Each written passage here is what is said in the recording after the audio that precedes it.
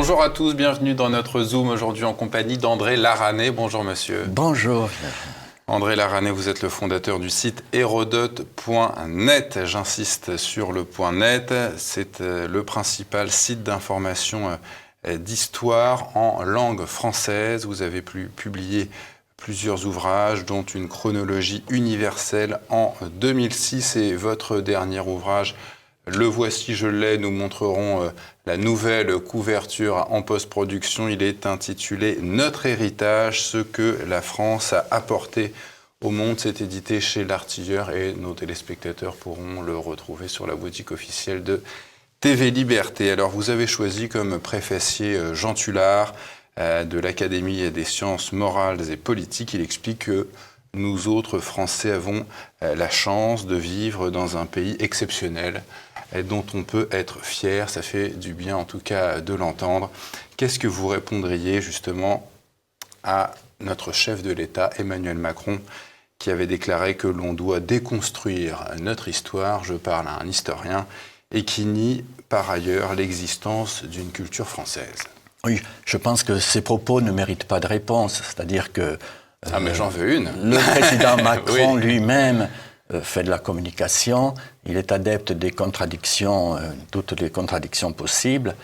Et ces propos me font penser à certains étudiants bachoteurs qui savent apprendre les cours par cœur et les retiennent à contresens ou n'en retiennent pas l'esprit. Et lui-même est un peu dans cette mouvance-là. Je suis sûr qu'il connaît l'histoire, et il a bien appris dans ses cours, mais il n'en connaît pas l'esprit, il n'en partage pas l'esprit. Il n'a pas compris que l'histoire est faite de chair et de sang, elle est faite d'hommes. Il la voit comme un cours qu'il a été pressé d'abandonner dans ses lointaines études. Et pour le reste, aujourd'hui, eh bien, il fait de la communication, et ce qu'il dit ne mérite pas d'être retenu tellement c'est insensé, tellement c'est absurde. On n'est pas dans le domaine de la réflexion. Lorsqu'il avait d'ailleurs qualifié la colonisation française de crime contre l'humanité, qu'est-ce que vous en aviez pensé sur le coup? C'est un propos qui se veut bienveillant envers son interlocuteur, qui était, je crois, à l'époque un journaliste algérien. Oui, c'est ça. Mais c'est tellement insensé qu'on ne peut pas... Un historien, un chercheur, toute personne qui se passionne, s'intéresse au sujet, ne peut pas admettre ce genre de propos. Même les Algériens, les anciens eux-mêmes? Bien sûr que non, oui. Ne peuvent pas admettre ce genre de propos sérieusement. Alors, venons-en... La colonisation est un phénomène très ponctuel. Enfin, on ne va pas s'étendre là-dedans. Je n'en parle pas, bien sûr, dans mon livre, pour une raison simple, c'est que toutes les cultures, toutes les grandes civilisations ont été à un moment ou à un autre de leur histoire colonisatrices. Personne n'y a échappé. Les Bantous ont colonisé et colonisent encore les Pygmées et les peuples khoisan antérieurs à eux. Les Chinois colonisent, comme on sait, les Ouïghours, les Tibétains, etc. Personne n'y échappe. Faire de la colonisation... Toutes les civilisations sont à égalité sur ce... Non, parce qu'il y a des colonisations qui sont plus brutales que d'autres, oui. Qui se soldent par l'extermination d'un peuple. La colonisation de l'Amérique du Nord par les anglo-saxons ne s'est pas soldée par une mission civilisatrice. Aujourd'hui, les populations antérieures à l'Amérique du Nord ont disparu. Elles n'ont pas disparu au Mexique, par exemple. Vous faites bien de le rappeler. Alors venons-en à votre ouvrage et vous expliquez que donc, le royaume des Francs est devenu la partie de l'Occident de loin la plus peuplée jusqu'à la Révolution française. Comment vous l'expliquez cela? Alors, il y a des caractères géographiques. Et, la situation de la France, qui a été maintes fois soulignée par les grands historiens depuis Michelet, est exceptionnelle en Europe. En Europe et dans le monde, c'est un hexagone qui est baigné par plusieurs mers, climat méditerranéen, climat océanique, qui se prête donc avec des terres immensément fertiles à un peuplement dense. Et ce peuplement apparaît dès l'époque romaine, dès l'époque de Jules César, et dès avant la conquête romaine, la Gaule fait figure de pays privilégié. Et pourquoi cela? Les conditions à la fois donc climatiques, géologiques et puis humaines, c'est-à-dire qu'on a un peuplement ancien, stable et qui s'est constitué sur cet hexagone et s'est montré d'excellents cultivateurs. Les Gaulois eux-mêmes étaient d'excellents cultivateurs. Ils donnaient des leçons aux Romains de ce point de vue, à beaucoup de titres, ce que j'évoque d'ailleurs dans le livre, on le montre. Et cet avantage démographique s'est perpétué jusqu'au milieu du XVIIIe siècle. Quand les Français, c'est aussi un aspect que j'évoque dans le livre, inventent, si l'on peut dire, le planning familial. C'est-à-dire que les paysans français accèdent à ce moment-là, au milieu du XVIIIe siècle, c'est très net, 1760. Les démographes ont souligné cette date. Ils accèdent à un certain bien-être, et puis ils commencent à se dire que ce serait un peu dommage de continuer à partager leurs propriétés entre tous leurs enfants. Donc ils commencent à pratiquer... On veut stabiliser la démographie. Ils commencent à limiter leur descendance.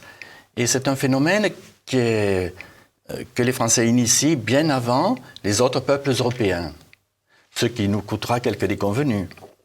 C'est-à-dire que quand éclate la Révolution française 30 ans plus tard, les Français bénéficient de cet avantage démographique sur tous les autres peuples européens. C'est ce qui permet à Napoléon d'entraîner des armées très nombreuses jusqu'à Moscou. Et puis ensuite, du fait de la limitation volontaire des naissances par nos paysans, eh bien, cet avantage démographique disparaît. Et l'Angleterre, par exemple, va rattraper en population la France, comme l'Allemagne et tous les autres pays, d'ailleurs, tous les autres grands pays que l'on connaît.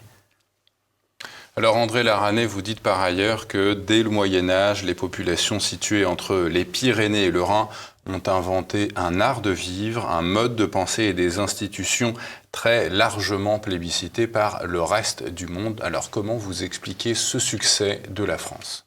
Parce que ça va... D'abord, c'est pas encore la France, mais ça va. Il faut s'accorder sur une chose, le constat. Vous faites bien de le dire. Est-il besoin de revenir là-dessus? Je veux dire, dans quel autre pays a-t-on atteint ce raffinement autour de la gastronomie, autour de rapports avec les femmes, entre les femmes et les hommes, autour du loisir, du savoir-vivre et des arts, bien sûr. On présente souvent la gastronomie comme étant l'art premier, mais c'est un petit peu voir la culture par le petit bout de la lorgnette, quoi. Oui, la gastronomie reflète l'épanouissement artistique de la France, qui est très marqué dès le XIIe siècle, si vous voulez. Dès le XIIe siècle. C'est-à-dire que dès le XIIe siècle, ce que je souligne, et dès avant d'ailleurs, la France apparaît dès l'époque carolingienne et dès l'époque mérovingienne, disons à la fin de l'Empire d'Occident, quand s'effondre l'Empire romain, arrivent les Mérovingiens, le royaume des Francs de Clovis. Tout ce qui va devenir l'Occident est alors centré sur notre hexagone. On peut étendre un petit peu les frontières. Allons jusqu'à l'Èbre, le grand fleuve qui traverse la Catalogne, jusqu'à l'Elbe, le grand fleuve qui traverse l'Allemagne, et puis peut-être, allez, faisons large, le Tibre. Mais grosso modo, c'est l'hexagone qui va constituer la matrice de l'Occident et la matrice de la civilisation européenne. Et ça, c'est très net au XIIe siècle. Toutes les grandes innovations qui vont fonder la civilisation européenne apparaissent dans notre hexagone. Et j'en fais la liste, pas la liste, j'en fais la présentation dans votre ouvrage, dans ma synthèse. Et ça me paraît éblouissant. C'est une période que j'adore, parce que le XIIe siècle, c'est à la fois un siècle très rude pour les populations modestes, pauvres, bien sûr, parce qu'on sort d'une situation de très grande détresse. Le Xe siècle, avant l'an 1000, c'était pas la joie de vivre, ni dans l'Hexagone, ni ailleurs, d'ailleurs. Avec la peste au moins en Europe. Et Néanmoins, il y a des fleurs qui commencent à germer et qui vont s'épanouir ensuite et qui vont porter leurs fruits dans les siècles suivants. Et toute la civilisation européenne est en germe à ce moment-là. Si vous deviez, André Larané, ne retenir que 3 grands apports de la France au monde, quels seraient-ils? Premièrement, l'émancipation de la femme, ou plutôt, je dirais, des rapports agréables entre l'homme et la femme. La galanterie. La galanterie, la courtoisie. La courtoisie. Ouais. La courtoisie. Quand est-ce que ça germe, tout ça? XIIe siècle. Ouais. La poésie de cour, mais aussi très important, un phénomène très important. À ce moment-là, l'Église impose le mariage monogamique. Alors, monogamique modéré. On a l'impression de voir l'Église à l'image du Concile de Trente et des curés du XIXe siècle, très stricts, souvent très stricts, en apparence. Mais non, au Moyen-Âge, l'Église est plutôt laxiste, sauf quelques olibrius marginaux. Mais l'Église est plutôt laxiste. Ce qu'elle impose, c'est le mariage monogamique. L'homme et la femme ont la charge d'élever leurs enfants. Et ce qui prime, c'est l'éducation des enfants. L'Église impose le mariage entre adultes consentants, devant témoin, devant un prêtre. C'est tout à fait différent du mariage que l'on connaît encore, par exemple, dans la civilisation indienne, dans les civilisations islamiques et ailleurs, où les fillettes sont, dès leur petite enfance, destinées à un homme qui sera souvent un cousin, un oncle, et auquel elles seront mariées sans qu'on leur demande leur avis. C'est donc une vraie révolution. Le mariage par consentement mutuel va introduire l'égalité de l'homme et de la femme dans la civilisation occidentale, et c'est une nouveauté absolue par rapport au reste du monde. Il y a quelques cas quelques civilisations antérieures où la femme et l'homme étaient à égalité. L'ancien empire égyptien, la civilisation étrusque, crétoise, bon, mais ça reste... Alors on en a un avec la courtoisie, rapidement 2 autres. Oui, écoutez, je dirais, pour rester dans le XIIe siècle, je parlerai de la séparation de la raison et de la foi.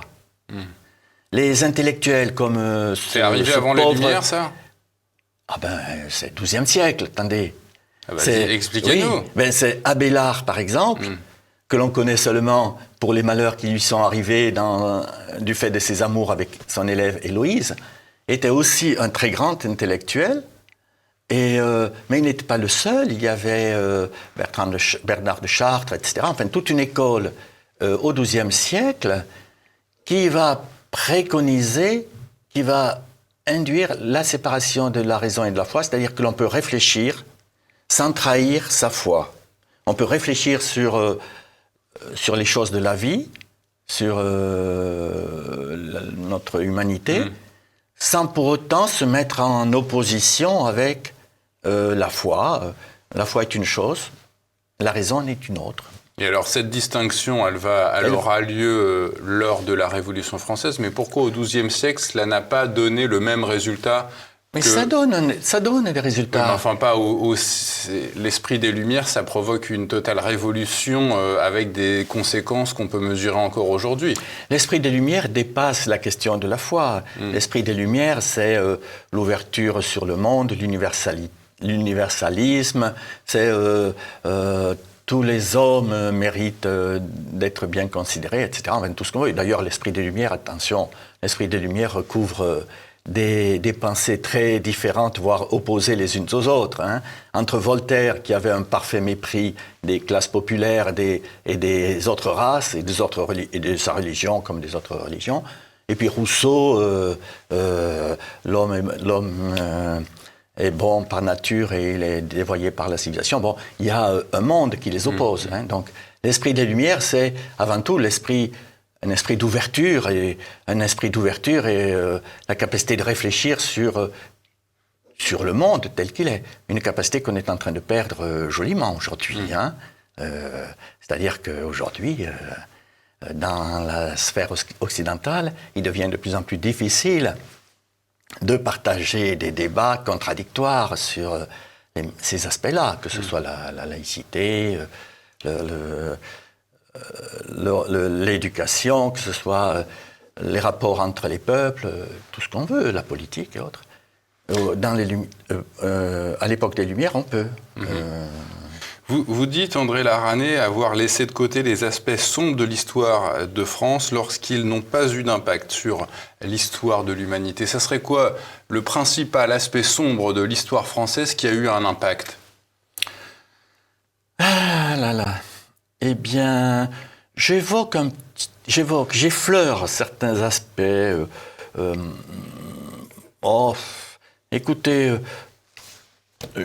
j'évoque par exemple le cas de Georges Cuvier, un grand scientifique, spécialiste d'anthropologie, qui a vécu à l'époque de la Révolution française. Ouais. Et il est connu aujourd'hui pour avoir supervisé la dissection de la Vénus hottentote. Ça vous dit quelque chose? Oui, je connais. C'est une femme africaine qui avait une corpulence à part. Oui, c'est ça.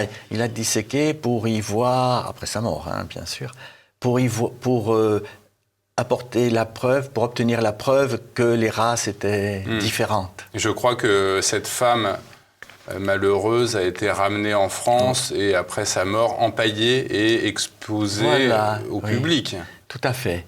Alors, Cuvier, de ce point de vue, me paraît être le fondateur du racisme scientifique. Une hérésie qui va se développer au XIXe siècle, à la fin du XIXe siècle, dans la sphère occidentale, à mesure que disparaîtra l'universalisme chrétien, catholique en particulier.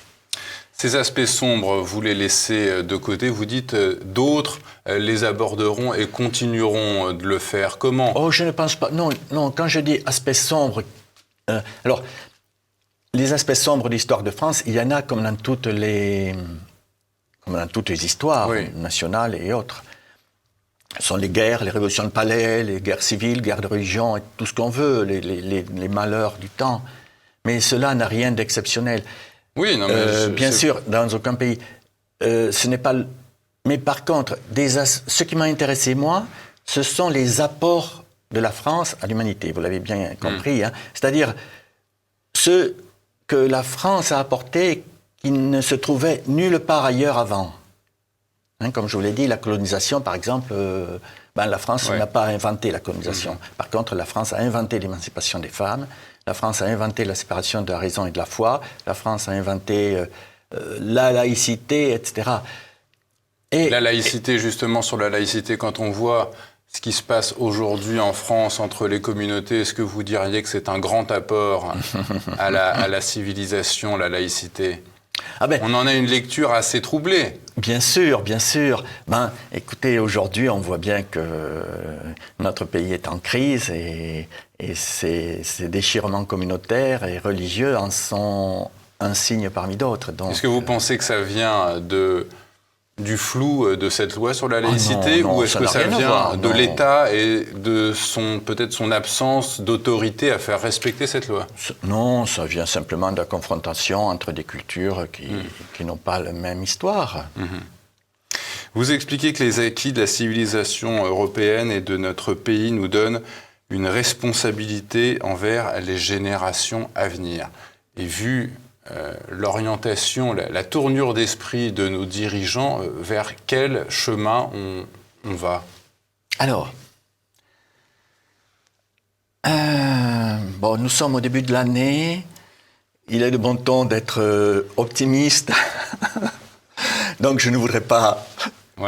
Je ne voudrais pas dire tout à fait le fond de ma pensée. Soyez optimiste alors. Donnez-nous de l'espoir. Eh bien, si je devais donner de l'espoir, alors je voudrais que le ministre de l'Éducation nationale, soit celui-ci, soit celui qui le remplacera, se dise « Ah oui, quand même, nos enfants auront tout à gagner, les enfants de France, de toutes origines, surtout même ceux qui viennent d'ailleurs, auront tout à gagner si on leur donne à aimer l'histoire de ce pays, et à travers ces apports, à travers tous ces apports positifs, et leur montrer que par l'effort collectif, par l'amour de son pays, l'amour de sa communauté, la confiance en soi, on peut arriver à des choses magnifiques. Vous pensez que c'est encore possible de faire aimer l'histoire, toute l'histoire de notre pays aux Français? Je pense que soit possible, je n'en sais rien, mais soit on le fait et la France perdure, soit on ne le fait pas et on passe à autre chose. Alors, vous vous êtes un petit peu reproché dans votre ouvrage, André Larané, d'avoir négligé certains sujets. Dans un hypothétique tome 2, vous iriez vers lesquels? Oh, bien sûr. À mesure que je réfléchis à ces apports de la France, alors je pense à quelques oublis, bien sûr, mais bon, ce ne sont pas des oublis majeurs. Hein. Je me suis aperçu, ou plutôt un lecteur m'a signalé que je n'avais pas parlé de Ferdinand de Lesseps et du canal de Suez, bon, évidemment. Et puis, je le dis en conclusion aussi, il y a des apports qui sont ambigus. On ne sait pas si ce sont des apports qui méritent d'être signalés, dont il vaut la peine d'être fier. Comme certains apports de la Révolution, par exemple. Bon, le droit des peuples à disposer d'eux-mêmes. Ah, ça réunit les suffrages de tout le monde. Oui. Hein? Ce sont les Français. De la souveraineté. Alors, pas tout à fait, non. La souveraineté populaire. Non, ça n'a rien à voir. Non, excusez-moi, ça. Non, c'est notre phénomène. La souveraineté, elle naît encore une fois. Le mot souverain apparaît justement au XIIe siècle.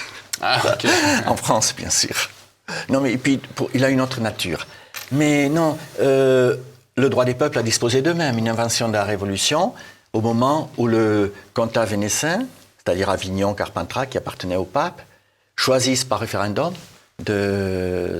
d'intégrer la France, la République française, n'est-ce pas? Bon, c'est la première application. Faut-il se féliciter de la façon dont on en use aujourd'hui? Bon, le président Wilson a repris cette formule dans les 14 points de 1918 pour bâtir le traité de paix qui a mis fin à la Première Guerre mondiale, le traité de Versailles. Le résultat, Jacques Bainville, l'historien Jacques Bainville l'a souligné, on a eu plein de petits États qui ont résulté de l'éclatement de l'Autriche-Hongrie et de l'Empire ottoman. Et puis à côté de ça, une Allemagne surpuissante, et ça a donné le résultat que l'on sait. Hein, c'est-à-dire que la Seconde Guerre mondiale, parce que l'Allemagne a eu de l'appétit et a dévoré les États qui l'entouraient. Le droit des peuples à se disposer d'eux-mêmes, on en a vu les conséquences avec la Yougoslavie, les guerres de Yougoslavie. On continue d'en voir les conséquences aujourd'hui, avec des peuples qui réclament leur indépendance et font fi des petites communautés à l'intérieur de leur propre territoire qui voudraient aussi que soient préservés leurs intérêts. Bon, voilà, alors c'est des apports qui sont équivoques, qui sont ambigus. Beaucoup d'apports de la Révolution sont de la sorte ambigus. C'est-à-dire? Eh bien... Dites-nous-en un. Eh bien, il y a celui-là, il y a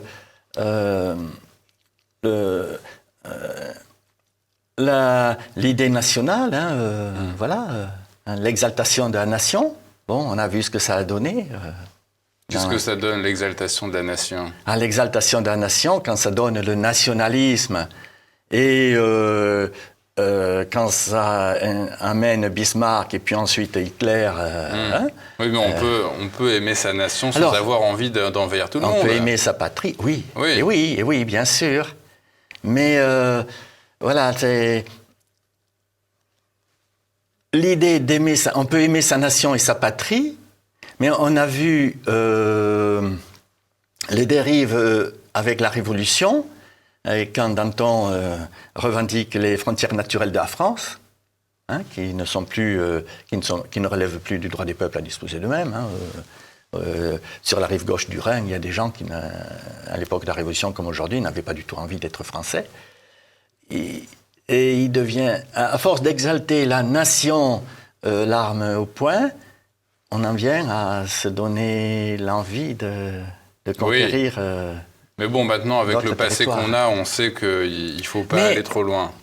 Voilà, le patriotisme n'est pas... on a le droit d'être cocardier quand même. On a le droit d'être cocardier, mais, et on le revendique. Mais être cocardier, on peut être cocardier et respecter les autres. Voilà.